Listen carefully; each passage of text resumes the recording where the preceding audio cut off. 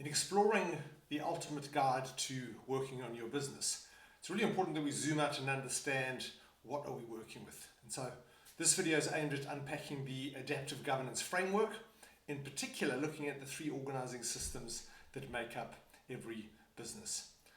And this is important to understand because this is the way the law establishes a business. The law establishes or creates a business with three key areas that need to be governed, they need to be overseen, and that need to be properly integrated to one another. The adaptive governance framework is also the backbone of the flourishing business methodology. We believe firmly that when businesses get these organizing systems right, when they get their structures right and their framework right, they will flourish. The key concepts is that there are three organizing systems focusing on or identifying and clarifying the three distinct roles of shareholding, the role of the board or directors, and then the operations or management. And the aim of which is to bring structure and clarity without unnecessary complexity. Complexity exists when we don't separate what needs to be separated, because then we cannot relate the different parts together. And that's a key concept underlying governance, is we need to know what exists and how they're linked together to make sense of it. Structure is really, really important, because if we don't have structure, things overlap, there is no clarity, but there are power struggles. What structure does is it distinguishes, it creates boundaries. Boundaries can enable relationships. Relationships and boundaries can create form. And once we have form, we can have process. And so that's the point of adaptive governance. It's making sure that the processes that we run are founded or based on or formed out of good structures that don't allow for cracks and things falling through the cracks. The right structure for each group, the shareholding or ownership, the board focuses on what they do best. Each area or functional system in the business has its own part to play in the whole. And so formalizing it doesn't mean creating bureaucracy. What it does do is it creates clarity and empowerment. And that's an absolutely critical part of good adaptive governance, is clarity and empowerment flow, as we unpacked in the previous video. And so let's look at just clarifying some terminology, stepping back again, and why do we use this term organizing systems? We often talk about operating systems. The way that we view operating systems is operating systems or operations happen within the spaces created by the organizing system. And so what does organizing system thinking do? Is it sets the boundaries, it creates the spaces, the space for shareholders to engage, the space for the board to engage, the space for operations to engage. Within those spaces, things happen, activity happens. And so there are, in a sense, operations in all those spaces. Organizing has to happen first. We've got to organize the systems before we can operate in those systems. The key concept of working on the business is an organizing system approach as opposed to an operating system approach. And that's really, really important. It's the premise undergirding everything we're talking about as the ultimate guide to working on your business. Ultimately, organizing the system is about making sure that it's effective, that it achieves its goal, that it fulfills its purpose. In the system, we can operate, and there the focus shifts to efficiency, making sure we do best with what we have available. And so it's separating those as well. Governing is about the organizing, managing is about the operating. We don't have the organizing, the governance, then management operates without boundaries. And so the role of the board is to talk organizing systems. The role of management is to operate within those systems. And so the adaptive governance framework is based on certain core principles. The principles of how companies work, as we've unpacked. And companies work well when we understand the core operating systems. The game that we're all in as business people is a game of integrating and governing shareholding, the board, the directorship role, the governance role, operations of the business. All of those things form the foundation. And so what does it look like? So we want to draw this out and say, what do these core organizational systems look like? And what we will continue to do is we'll get into more and more depth. But in brief, what we're talking about here, we're saying there are three organizing systems, organizational systems: the shareholding, the diamond at the top. It sits as we'll see, outside the business. It's really important to remember that the role of shareholding sits outside the business. It looks onto the business as an investment. The role of the board, together with the role of operations, are part of the business. The role of the board, however, and this is why governance is critically, most importantly, about working on the business, is that the board, directors of a company, in a sense, are responsible for the system of the business. They need to organize it well so that the operations of the business can work within that. And so there are distinctions. The owners or shareholders are the ones that do often form the fundamental purpose. There's a rationale for investing. There's a reason for seeding a business or for getting involved in a business at a later stage as an investor. They capitalize it up front. There is a seed element. If we think about the agricultural metaphor, they seed the business, they capitalize it, there is a role of financing it, they define the expectations for returns.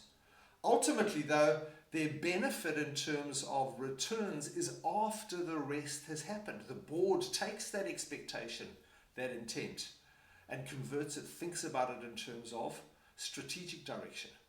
The board thinks about it in terms of governance framework or structure in order to provide performance to deliver the strategy. And so the role of policy is to make sense of the landscape that we operate through and the thing that we are actually governing, the vehicle that we are governing. The role of the board in the gardening metaphor is that of a landscape architect. They design the system. They're the compass holders in another metaphor, the captain of the ship metaphor that we touched on in the previous video. And then the management operating system is what enables and facilitates the executive or management team to run the day-to-day operations and execute the strategy. They deal with the how, not the what. They're the gardeners in the field.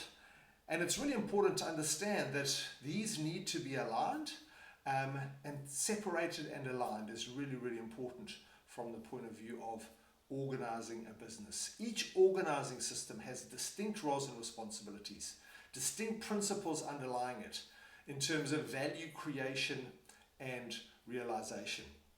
Shareholders, obviously, as we've mentioned, they focus on the expected return, the ROI. A return happens after the investment has materialized and been given form to. Shareholders don't have an active role in that because it's the board's role to focus on why we do what we do and what we do to create this value at a high level. Purpose, strategy, policy, the fiduciary duties, the protection of the business. That's why there is an element of regulation and compliance at governance level or in the governance conversation. Management's role is to take that and convert it into or focus on the execution of it. The accountability is to deliver the plan that fulfills the strategy. The board, in a sense, looks from the end back. Management looks from the present forward. And so what's really critical is if there's overlap or confusion, if shareholders micromanage, someone doesn't understand the different roles they play in a business, even though they participate at all three or within all three organizing systems, we get managers making owner decisions, and this causes huge conflict. It causes systems to be undermined. We can't properly assess how well the business is actually doing simply because we don't know if the result is from the business or the people or some kind of combination.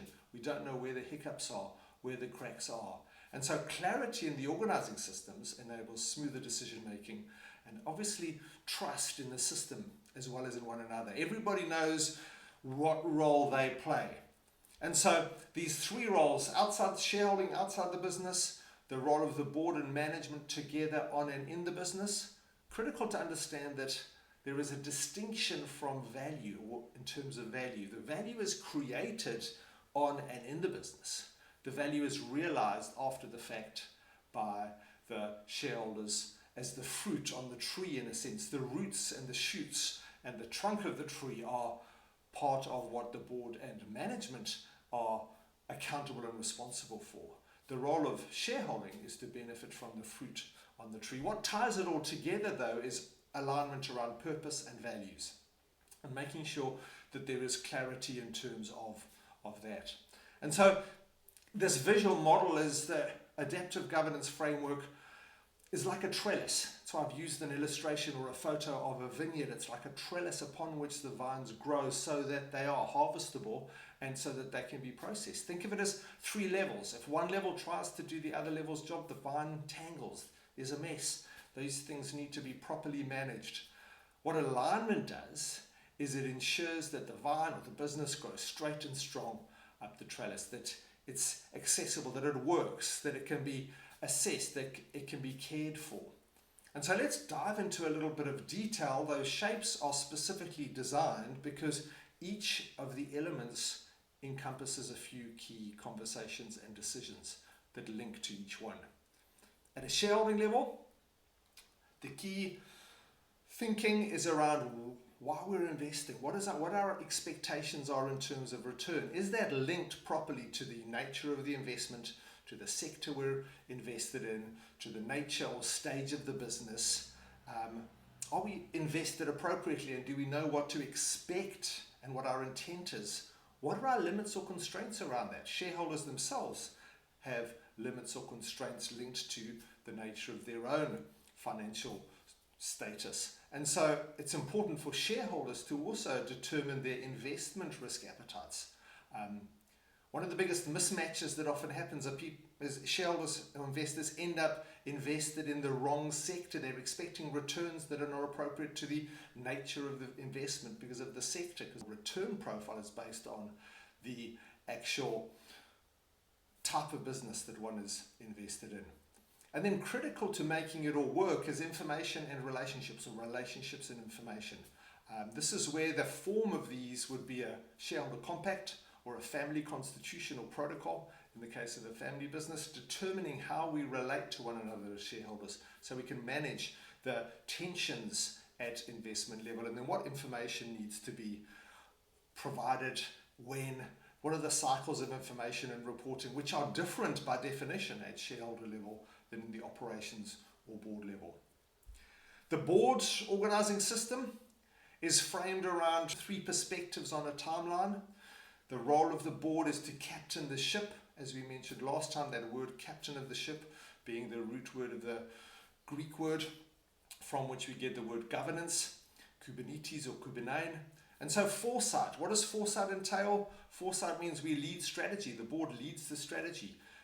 In doing that, we need to take into account the governance of stakeholders. We are navigating into a landscape of relationships, or through a landscape of relationships. We are navigating through a landscape of risks, and so risk governance is a critical part of the foresight accountability of directors. And this precedes all of the rest. Once we have foresight in place, we can say, what do we need to watch over, oversight? What are we seeing in the present?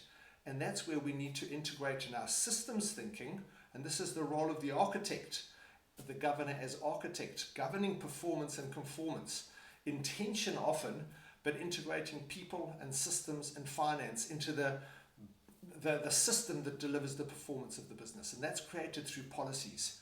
And then thirdly, it's looking back. Too often we get it the wrong way around at boards. We start by looking back to try to look forward. Actually, even looking back is to help us to look forward. We need to understand the impact so we can make better decisions. We obviously monitor value and returns so that we can report appropriately and make key decisions or changes. And then the whole unfolding sphere of integrated reporting is absolutely critical. And then the third element, and in a sense this is designed to plug into any existing operational system, is the principal operating system element that governance, or function that governance helps with, is the distribution of decision making appropriately throughout the business. How do we delegate? How do we delegate for implementation and accountability so that the right decisions happen at the right time? And so decision making is about process and function and accountability, and it includes who do we hold accountable, who's responsible, how do we authorize decisions, and what information flows are essential. And so a governance of that is really important because it helps the operations perform, and it helps the operations be held accountable for that performance. And that accountability isn't about policing, it's about improvement. How do we adapt it into the future as we move forward? And so When this doesn't happen, an example we often come across, but specifically often when we have in a family business scenario, family, a shareholder, someone who is in the shareholder organizing system role, routinely bypassing the board and giving orders to management, even when they're stepping out of the business. It's habits that die hard. The impact, obviously, as board's decisions are negated. The board is often effectively sidelined. It often undermines management because somewhere someone is simply stepping in and taking over and doing and instructing outside of the governance framework as well. What's the result? Often friction, mistrust, but also often stagnation. The whole system grinds to a halt because no one really wants to make a decision because they are then overridden or they've made a mistake. And so what is the fix? Implementing adaptive governance, clarifying which decisions belong where. And that's what it starts with. Any governance framework starts with mapping decisions, which belong to the shareholders, which belong to the board, in inverted commas, which belong to management.